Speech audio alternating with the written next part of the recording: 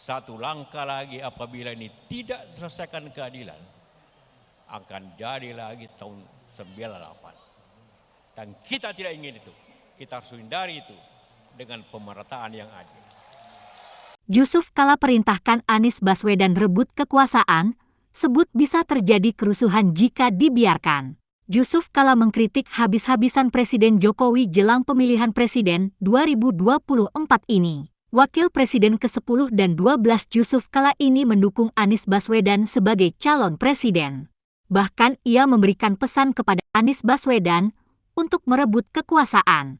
Dia mengatakan, kekuasaan itu perlu direbut lewat pemilihan umum, pemilu 2024 mendatang untuk mendatangkan kemajuan dan menjaga agar Indonesia tetap dalam keadaan damai. Awalnya, JK menyebut ketidakadilan yang terjadi belakangan bisa menimbulkan terulangnya peristiwa kerusuhan Mei 1998.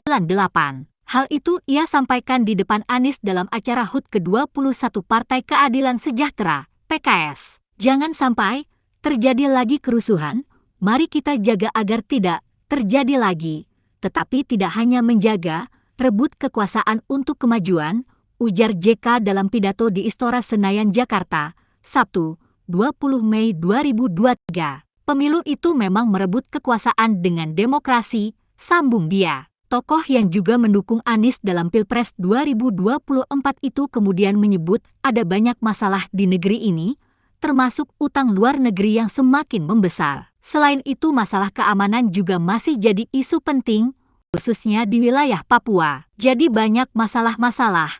Anies, Adinda, 5 tahun yang datang bukan tempat yang nyaman. Tetapi kalau bisa diselesaikan, merupakan hero dan pahlawan kemanusiaan, ucap JK. JK menyebut berutang memang gampang, tetapi yang susah adalah mereka yang membayar utang. Jika terpilih, Anies disebut akan mewarisi negeri yang membayar utang hingga ribuan triliun rupiah per tahunnya. Kita diwariskan untuk membayar utang, tapi pahlawan sebenarnya ialah yang menyelesaikan persoalan. Pemberani yang sebenarnya ia berani tampil untuk menyelesaikan persoalan, itulah harapan kita semua, pungkas JK. Yusuf Kala, JK, menyinggung utang luar negeri yang semakin menumpuk di masa pemerintahan Presiden Joko Widodo. JK mengatakan, ekonomi Indonesia memiliki permasalahan baik di dalam dan luar negeri, khususnya utang luar negeri yang semakin menumpuk. Ia membenarkan utang luar negeri Indonesia yang besar seperti yang disampaikan Ketua Umum Partai Demokrat Agus Harimurti Yudhoyono di tempat yang sama.